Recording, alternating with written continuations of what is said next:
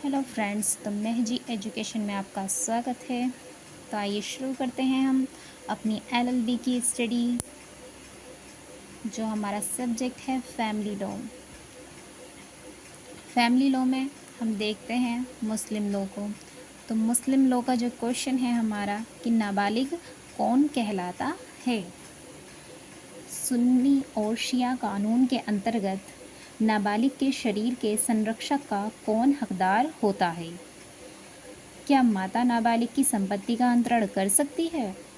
स्त्रियां कब अल्पवयस्क की संरक्षता के अयोग्य समझी जाती हैं। मुस्लिम विधि में नाबालिग की अचल संपत्ति की संरक्षता का वर्णन कीजिए तथा उनकी शक्तियां स्पष्ट कीजिए। तो आइए देखते हैं नाबालिग कौन है। भारतीय कानून के अनुसार निम्नलिखित अवस्था वाले व्यक्ति नाबालिग हैं। नंबर 1, मुस्लिम कानून के अनुसार वह व्यक्ति जिसकी आयु 15 वर्ष की है। ठीक है। अब दूसरा देखते हैं भारतीय वयस्कता अधिनियम 1875 की धारा 3 के अनुसार वह व्यक्ति जिसकी आयु 18 वर्ष से कम है। मुस्लिम कानून के अनुसार तो 15 वर्ष की आयु होना, 15 वर्ष की मतलब आयु होनी चाहिए, तब उसे नाबालिग कहा जाएगा। और भारतीय वयस्कता अधिनियम 1875 की धारा 3 के अनुसार वह व्यक्ति है जिसकी 18 वर्ष से कम है, तो वह नाबालिग कहलाएगा। अब नंबर 3 देखते हैं, वह व्यक्ति जिसकी आयु 21 वर्ष से कम है तथा जिसका अभिभावक न्यायालय द्वारा नियुक्त किया गया है या जो कोर्ट ऑफ वार्ड्स के नियंत्रण में है। किंतु मुस्लिम विधि में 15 से 18 वर्ष की आयु वाला व्यक्ति स्वतंत्र रूप से विवाह, महर तथा तलाक के आवश्यक कार्य करने के लिए सक्षम होता है। मुस्लिम नाबालिग के शरीर की संरक्षता स्मरणीय है कि यानी याद रखने की बात है कि 7 वर्ष से कम की आयु के बच्चों की संरक्षता के अधिकार को मुस्लिम विधि के तकनीकी शब्दों में हिजानत या मातृक संरक्षता कहते हैं। सुन्नी विधि, अब देखते हैं सुन्नी विधि। सुन्नी विधि के अंतर्गत माता अपने पुत्र की 7 वर्ष तथा लड़की की बालिग होने तक संरक्षक होती है। यानी पुत्र की तो 7 वर्ष तक संरक्षक होती है और लड़की की जब तक वह बालिग ना हो जाए तब तक उसकी संरक्षक होती है।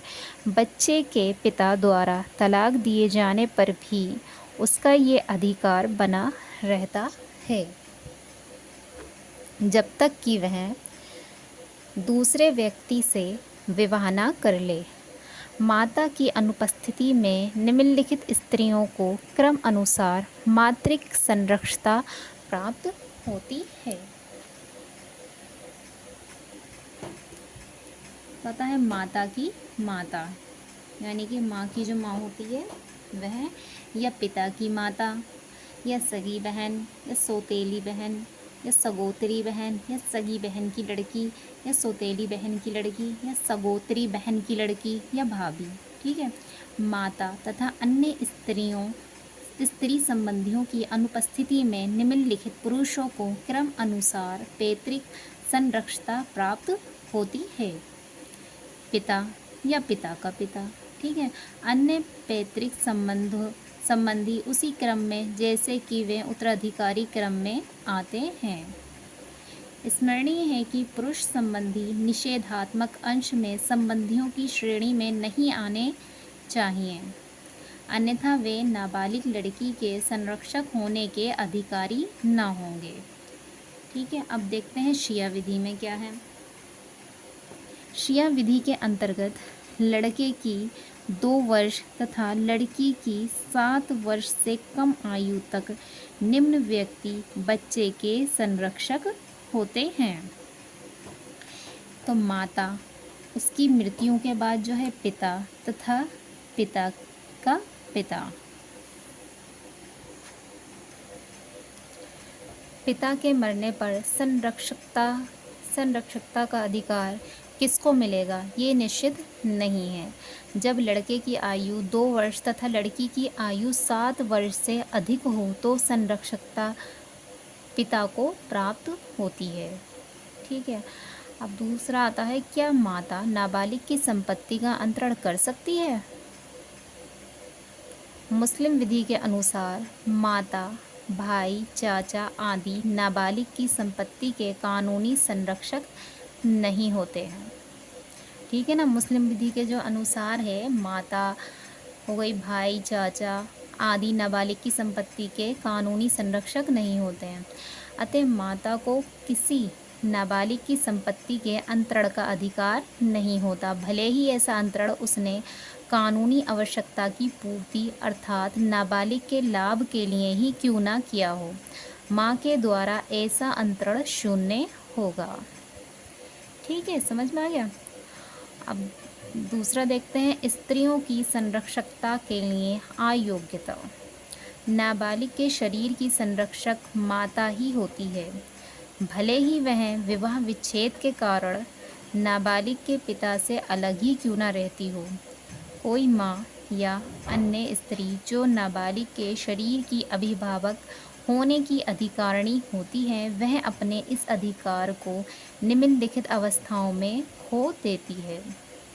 नंबर 1, जब वह दुष्चरित्र अर्थात परपुरुष गमन, वेश्यावृत्ति, दुराचार से फौजदारी की अभियोगी, पेशेवर गाने या रोने वाली हो गई हो। नंबर 2 आता है इसमें, जब वह ऐसे व्यक्ति से जो संतान से संबंधित निषेधात्मक अंश के अंदर नहीं है विवाह करती है, किंतु विवाह विच्छेद या पति की मृत्यु के पश्चात यह अधिकार फिर से उत्पन्न हो जाता है। नंबर 3, जब वह बच्चे की देखभाल करने में असमर्थ हो या लापरवाही करती हो। ठीक है।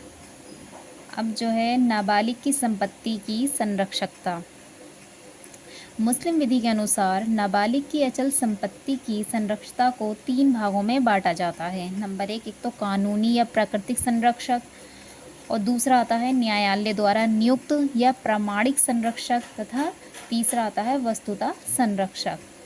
अब देखते हैं कानूनी संरक्षक कौन होता है। निम्नलिखित व्यक्ति निम्न क्रम में नाबालिग की संपत्ति की संरक्षता के अधिकारी होते हैं। जैसे ये कानूनी जो होते हैं पिता होता है एक तो पिता के वसीयतनामे द्वारा नियुक्त निष्पादक होता है यानी एग्जीक्यूटर, और तीसरा आता है पिता का पिता होता है, और चौथा आता है पिता के वसीयतनामे द्वारा नियुक्त निष्पादक। ठीक है। जो पिता के वसीयतनामे द्वारा जो नियुक्त एग्जीक्यूटर होता है वो। अब आगे देखते हैं अचल संपत्ति के बारे में कानूनी संरक्षकों की शक्ति। मुस्लिम विधि के अंतर्गत कानूनी संरक्षक नाबालिग की अचल संपत्ति को बिक्री या बंधक के द्वारा अंतरित नहीं कर सकते, सिवाय उस अवस्था के जबकि अंतरण तो सर्वथा आवश्यक हो। ठीक है। और नाबालिग के लाभ के लिए हो। इस प्रकार निम्नलिखित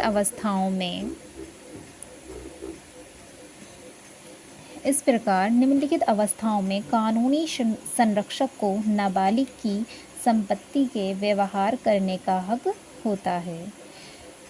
नंबर 1, जब मृतक व्यक्ति जिससे नाबालिग को संपत्ति उत्तराधिकारी में मिली हो के कर्जा और वसीयत द्वारा दी हुई संपत्ति के भुगतान का कोई दूसरा साधन ना हो। ठीक है। यानी कि जब मृतक व्यक्ति जो होता है जिससे नाबालिग को संपत्ति उत्तराधिकारी में मिली हो, उत्तराधिकार में जो मिली हो कि कर्जा और वसीयत द्वारा दी हुई संपत्ति के भुगतान का कोई दूसरा साधन ना हो। नंबर 2, जब नाबालिग की जीविका का कोई दूसरा साधन ना हो और उसके भरण पोषण के लिए बिक्री अति आवश्यक हो। नंबर 3, जब वह संपत्ति का 2 गुना प्राप्त कर सके। नंबर 3, जब संपत्ति का खर्च अदायगी से अधिक हो। नंबर 4, जब संपत्ति नष्ट हो रही हो। नंबर 6, जब संपत्ति हड़प ली गई हो और संरक्षक को ये आशंका हो कि उचित मूल्य नहीं मिलेगा। ठीक है, समझ में, उम्मीद करती हूँ आपको समझ में आ रहा होगा। आगे देखते हैं, न्यायालय द्वारा नियुक्त संरक्षक। ये जो न्यायालय द्वारा जो नियुक्त जो किया जाता है संरक्षक नाबालिग के लिए, तो देखते हैं, कानूनी संरक्षक के अभाव में नाबालिग की संपत्ति की देखभाल और सुरक्षा के लिए संरक्षक नियुक्त करने का कर्तव्य न्यायाधीश पर आता है। संरक्षक नियुक्त करते समय न्यायालय नाबालिग के कल्याण की ओर ध्यान रखते हुए चाचा के बजाय माँ को नाबालिग की संपत्ति का संरक्षक नियुक्त कर सकता है। ऐसा करते समय न्यायालय पिता की इच्छा और नाबालिग के हितों को भी ध्यान में रखते हैं। माँ को संरक्षिका नियुक्त करने में उसका पर्दा नशीन होना बाधा उत्पन्न नहीं करता है। ठीक है, तो आगे देखते हैं, न्यायालय द्वारा नियुक्त संरक्षक की शक्ति। न्यायालय द्वारा नियुक्त संरक्षक न्यायालय की पूर्व अनुमति के बिना अचल संपत्ति को ना तो अंतरित कर सकता है, ना बंधक रख सकता है, ना ही उसे अन्य प्रकार से भारित कर सकता है, और ना संपत्ति को 5 वर्षों से अधिक अवधि के लिए या ऐसी अवधि के लिए जो नाबालिग के बालिग हो जाने से 1 वर्ष से अधिक समय के लिए विस्तृत हो, पट्टे पर दे सकता है। यदि वह ऐसा करता है तो समव्यवहार नाबालिग द्वारा शून्य करणीय होता है। न्यायालय संरक्षक को उक्त कार्यों में से कोई करने की अनुमति तभी देगा जबकि ऐसा कार्य नाबालिग के लिए आवश्यक हो या उसके लिए प्रत्यक्ष रूप से लाभदायक हो। तो आइए आगे देखते हैं, तीसरा जो था हमारा वास्तुता संरक्षक। ठीक है, तीसरा जो संरक्षक था, ऐसा व्यक्ति जो ना तो कानूनी संरक्षक है और ना न्यायालय द्वारा ही नियुक्त संरक्षक है। जो पहले हमने देखा था कानूनी संरक्षक था एक, ठीक है, और दूसरा था न्यायालयों द्वारा नियुक्त संरक्षक। अभी तीसरा है वास्तुता संरक्षक। ये है परंतु जिसने स्वेच्छा से ही नाबालिग के शरीर और संपत्ति की संरक्षता का भार स्वीकार कर लिया है, वह नाबालिग के शरीर और संपत्ति का वास्तुता संरक्षक होता है। अतः वास्तुता संरक्षक स्वयं द्वारा नियुक्त किया हुआ संरक्षक है। यह परिस्थिति निरंतर व्यवहार द्वारा ही प्राप्त की जा सकती है, किसी एक आध समव्यवहार या नाबालिग को कुछ समय तक अपने पास रखने मात्र से नहीं। ठीक है, अन्य संक्रमण की शक्ति नहीं। आगे देखते हैं, ये है वस्तुतः संरक्षक को नाबालिग की संपत्ति के अन्य संक्रमण की शक्ति नहीं होती।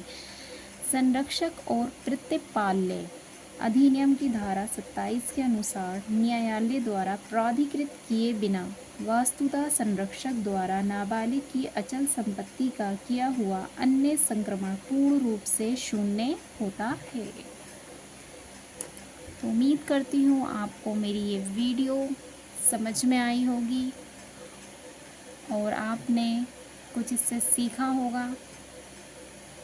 तो मेरी वीडियो पूरा देखने के लिए आपका बहुत बहुत धन्यवाद।